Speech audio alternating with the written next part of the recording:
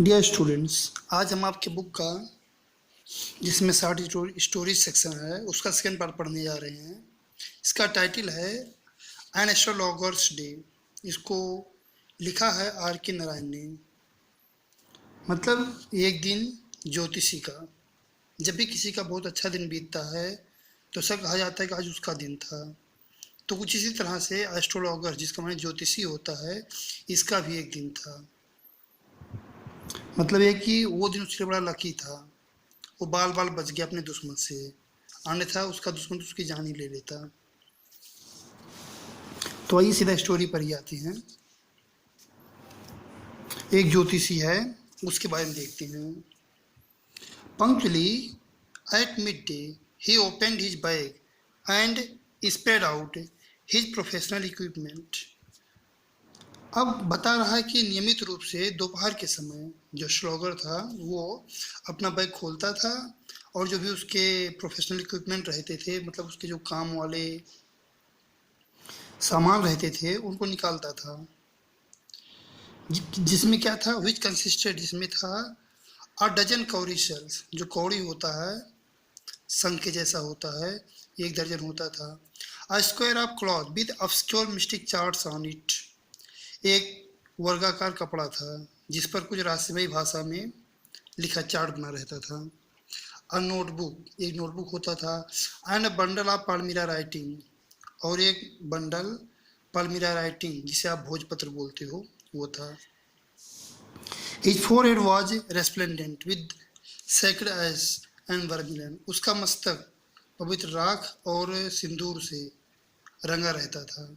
And his I sparkle with a sharp abnormal gleam which was really an outcome of a continual searching look for customers, but which his simple clients took to be a prophetic light and felt comforted. उसकी आंखों की बात करें तो उसमें एक चमक थी ऐसी जो असाधारण प्रकाशित हो रही थी। वास्तव में हकीकत ये था कि ये निरंतर जो कस्टमर को ढूंढता रहता था उसके कारण था कि लगातार वो कस्टमर की तलाश में जो उसकी ना आंखें या नज़रें दौड़ती रहती थी। और नॉर्मल लोगों को लगता था कि हाँ, इसमें कुछ प्रोफेटिक लाइट है, मतलब ईश्वरीय प्रकाश है।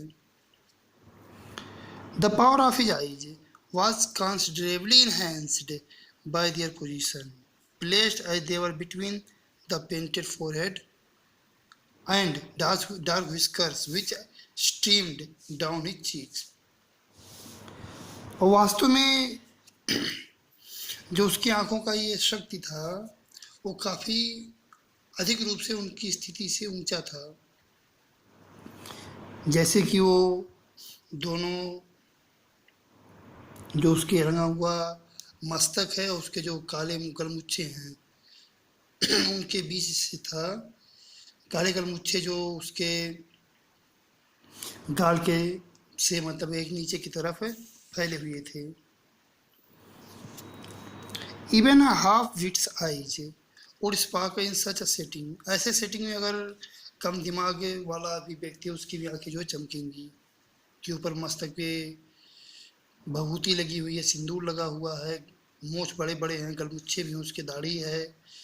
तो अगर ऐसा सेटअप किसी आम आदमी को दे दें तो भी बहुत प्रभावशाली लगेगा। To con the fact he would he wound a saffron colored turban around his head। Sir पे प्रभाव के लिए उसने एक केसरिया रंग का पगड़ी बांधा हुआ था। अगर आप में से किसी ने अपने गांव में आसपास में जो ओझा वैद्य होते हैं उनको अगर देखा होगा आपने, ओझा लोगों को, तो आप काफ़ी बेहतर तरीके से इसके लुक को समझ पाएंगे कि कैसा लुक वो लोग बनाए रहते हैं। This colour scheme never fail. ये जो इसका कलर स्कीम था ये कभी विफल नहीं होता था। People were attracted to him as bees are attracted to cosmos और डहलिया स्टार्क्स। लोग इसकी तरफ उसी तरह से आकर्षित होते थे जिस तरह से जो मक्खियाँ होती हैं वो डहेलिया या कसमोस के फूलों की तरफ आकर्षित होते हैं। He sat under the box of a spreading tamarind tree which flanked a path running through the town hall park. वो एक इमली के पेड़ के छाया के नीचे बैठता था, जिसकी छाया जो टाउन हॉल पार्क जाने वाला रास्ता था उसके ऊपर फैला हुआ था। It was a remarkable place in many ways, कई तरीके से अद्भुत जगह था। A surging crowd was always moving up and down this narrow road, morning till night. सुबह से रात तक एक भारी भीड़ इस रास्ते से आया जाया करती थी। नैरो रोड मतलब ये पतला रास्ता था। A variety of trades and occupations was represented all along its way. इस रास्ते के किनारे कई प्रकार के ट्रेड्स और ऑक्यूपेशंस स्थित थे। Medicine sellers, sellers of student hardware and junk, magicians and above all an auctioneer of cheap cloth who created enough din all day to attract the whole town. अब इसमें जो दवाओं के विक्रेता हैं या जो चुराए हुए सामान या कबाड़ को बेचने वाले वो लोग, जादूगर हैं, और इन सबसे ऊपर एक ऑक्शनियर है, सस्ते कपड़े बेचने वाला। ऑक्शन आप जानते होंगे, जो बेचते हैं। Who created enough din all day to attract the whole town, जो पूरे शहर को आकर्षित करने के लिए दिन भर ढेर सारी झूठी बातें करता था, झूठ बोलता था। Next to him in vociferousness came a vendor of fried groundnut who gave his ware a fancy name each day, calling it Bombay ice cream one day, and on the next Delhi almond, and on the third Raja delicacy, and so on and so forth, and people flocked to him. उसी के बगल में एक मूंगफली बेचने वाला था जो हर दिन अपने सामान को एक नया नाम देता था। जैसे कभी इसको बॉम्बे आइसक्रीम बोलता, तो अगले दिन इसको दिल्ली का बादाम बोलता, और तीसरे दिन उसको राजा की डेलिकेसी बोलता। तो ऐसे से नए नए नाम दे करके वो भी कस्टमर्स को आकर्षित करने का प्रयास करता रहता था, और लोग झुंड में उसकी तरफ आकर्षित होते थे, मतलब आते थे उसका सामान खरीदने के लिए। A considerable portion of this crowd delayed before the slaughter too. इस भीड़ का काफी हिस्सा ज्योतिषी के सामने भी समय बिताता था, मतलब ज्योतिषी के पास भी आता था। The astrologer transacted his business by the light of a flare which crackled and smoked up above the groundnut heap nearby. जो ज्योतिषी था उसका अपना कोई लाइट नहीं था, वो पास की एक मूंगफली वाले के पास जो लाइट जलता था उसी से मैनेज करता था। वो कुछ ऐसा जलाया जो क्रैकल करता था, मतलब एक चटकता था और धुआं फेंक के जलता था, तो उसी के प्रकाश से काम चलाता था। Half the enhancement of the place was due to the fact that it didn't have the benefit of municipal lighting. इस जगह की एक खासियत और भी ये थी कि यहाँ पर कोई म्यूनिसिपल लाइटिंग नहीं था, मतलब कि नगर पालिका का कोई बिजली नहीं था यहाँ पर। The place was lit up by shop lights, जो दुकान के लाइट होते थे उन्हीं से ये स्थान प्रकाशित होता था। 1 or 2 had hissing gas lights, एक या दो के पास हिसिंग गैस लाइट्स होते थे। आप जानते हो जिसमें गैस मतलब हवा भर करके चलाया जाता है। Some had naked flares stuck on poles, एक दो लोग ऐसे खुला जो जलता हुआ मसाल टाइप का होता है उसको डंडे इत्यादि में बांध करके जलाते थे। Some were lit up by old cycle lamps, कुछ लोग पुराने साइकिल लैम्प जो बनाए जाते हैं उससे जलाते थे। And 1 or 2 like the astrologers managed without lights of their own, और एक दो जैसे कि ज्योतिषी के जैसे जो व्यक्ति थे वो बिना खुद के प्रकाश के ही मैनेज करते थे।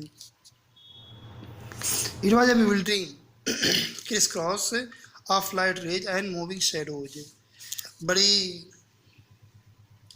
अफरा तफरी रहती थी या धक्का मुक्की कह सकते हैं रहती थी प्रकाश के लिए, और चलती हुई जो परछाइयाँ थी उनका भी दृश्य रहता था। This suited the astrologer very well, यह स्लोगर को बड़ा ही पसंद था। For for the simple reason that he had not in the least intended to be an astrologer when he began life. Reason इसका ये था कि जब उसने अपने जीवन का आरंभ किया तो उसको ज़रा सा भी अंदाज़ा नहीं था, अनुमान नहीं था, या टारगेट उसका नहीं था कि वो स्लोगर बनेगा। And he knew no more of what was going to happen to himself next minute, और उसको उसके खुद के साथ क्या होने वाला अगले मिनट नहीं पता था, तो दूसरों को भविष्य क्या बताता। He was as much a stranger of the stars as were his innocent customers. वह तारों के बारे में, नक्षत्रों के बारे में उतना ही अनजान था जितना कि उसके अनजान ग्राहक। Yet he said things which pleased and astonished everyone. इस पर भी वो ऐसी चीजें बोलता जो हर व्यक्ति को खुश कर देता और चकित कर देता था। That was more a matter of study, practice and serious work. वास्तव में जो भी कुछ था वो अधिक रूप से अध्ययन, अभ्यास और एक चालाकीपूर्ण अनुमान का नतीजा था। मतलब यह है कि लोगों की साइकोलॉजी को पढ़ता था वो ऐसे ही बोलता था वो। अब क्योंकि इतनी दिनों से अभ्यास कर रहा था वो, तो काफ़ी हद तक उसको ह्यूमन बिहेवियर के बारे में पता चल गया था, तो उसी हिसाब से वो अपना गेस लगाता था। All the same, it was as much an honest man's labor as any other, and it deserved the wages he carried home at the end of a day.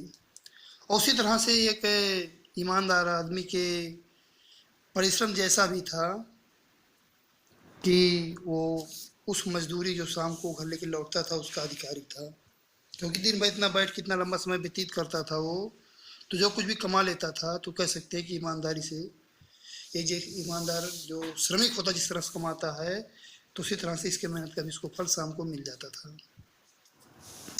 He had left his village without any previous thought or plan. बिना किसी पूर्व योजना या विचार के ही उसे घर छोड़ना पड़ा था, अपना गांव छोड़ना पड़ा था। If he had continued there, अगर ये वहाँ पे रहा होता तब क्या होता? He would have carried on the work of his forefathers. तो उसे अपने जो पूर्वजों का काम है उसी को आगे बढ़ाना होता, जैसे कि टिलिंग द लैंड, खेती बाड़ी करना, जीना, विवाह करना, and ripening in is cornfield, अपने अनाज के खेत में फसल काटना, और एंसेस्ट्रल होम, और जो उसका पैतृक घर है वो होता। लेकिन दैट वाजंट टू बी, लेकिन ऐसा होना नहीं था। He had to leave home without telling anyone, बिना किसी से कुछ कहे ही उसे घर छोड़ना पड़ा। And he could not rest till he left it behind a couple of 100 miles, और तब तक नहीं रोक सका अपने आप को जब तक कि वो कुछ 100 मील दूर ना आ गया। To a villager it is a great deal as if an ocean flowed in between, किसी गांव वाले के लिए बहुत बड़ी बात होती है जैसे कि उसने कोई समुद्र पार कर लिया हो। He had a working analysis of mankind troubles, इंसानी समस्याओं का पूरा वो विश्लेषण करता था, जैसे कि विवाह हो गया, पैसा धन हो गया, टैंगल्स ऑफ ह्यूमन टाई, या इंसानी जो भी कला हो गए या जो भी समस्याएं हो गई, झगड़े हो गए। Long practice and had sharpened his perception, लंबे अभ्यास ने उसके काम को काफ़ी ज़्यादा बेहतर बना दिया था, काफ़ी वो चालाक हो गया इस मामले में। Within 5 minutes he understood what was wrong, 5 minute में वो जान जाता था कि क्या समस्या है। ही चार्ज 3 पाई पर क्वेश्चन, प्रत्येक प्रश्न के लिए वो 3 पाई चार्ज करता था, ये वो उस समय का मुद्रा का पैमाना है पाई। Never open his mouth till the other had spoken for at least 10 minutes, कभी भी अपना मुंह नहीं खोलता था जब तक कि अगला व्यक्ति जो है कम से कम 10 मिनट तक बोल ना लेता। Which provided him with enough stuff for a dozen answers and advices, जिसके फलस्वरूप उसको दर्जनों उत्तर और सलाह जो है मिल जाते थे, क्योंकि जब आदमी कोई बोलता था उसकी बात को बड़े ध्यान सुनता था, और उन्हीं बातों में से उसको दर्जनों इन्फॉर्मेशन मिल जाते थे और सलाह भी मिल जाती है, इसको क्या सलाह दिया जाए। When he told the person before him, जब वो सामने वाले व्यक्ति को कहता, गेजिंग एट हिज palm, उसके हथेली को देखते हुए, कि in many ways you are not getting the fullest results for your efforts, मतलब कई तरीके से तुम्हें अपने प्रयासों का सही फल नहीं मिल रहा है। 9 out of 10 were disposed to agree with him. अब 10 में से 9 लोग जो है उससे सहमत हो ही जाते थे। और ही question, is there a human in your family, may be even a distant relative, who is not well dispose towards you. अथवा प्रश्न करता कि क्या आपके घर में या दूर के रिश्ते में कोई ऐसी औरत जो आपके प्रति अच्छे से समर्पित नहीं है।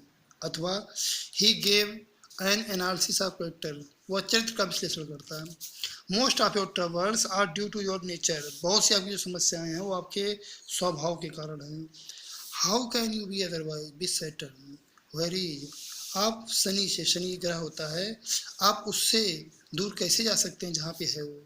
You have an impetuous nature and a rough exterior, आपका एक आधार्यवान स्वभाव है और एक थोड़ा सा कुरूप बाहरी दिखावा है।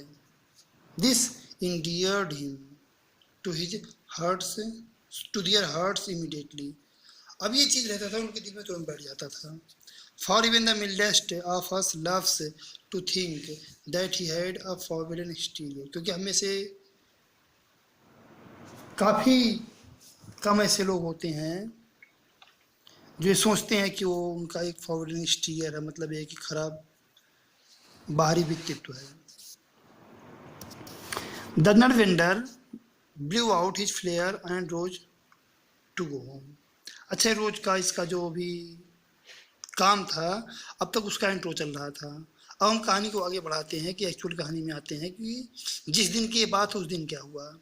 तो उस दिन हुआ ये कि जब शाम का समय था, nut vendor blew out his flare and rose to go home, जो मूंगफली बेचने वाला था उसने अपना जो फ्लेयर था, जो एक प्रकाश के लिए जो आग जलाता था, उसको उसने बुझाया और घर जाने के लिए खड़ा हुआ।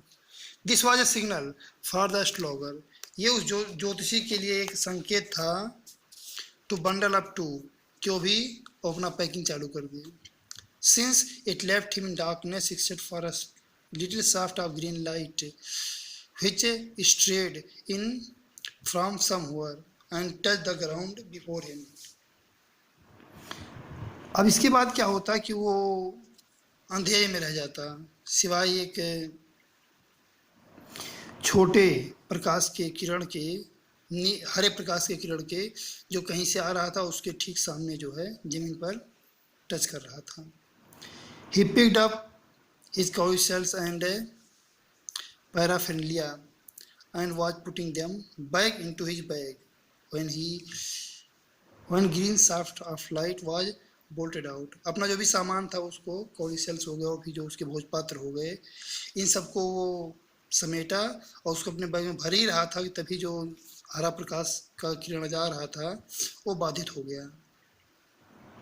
He looked up and saw a man standing before him। वो ऊपर देखा तो देखा एक आदमी जो है उसके सामने खड़ा है।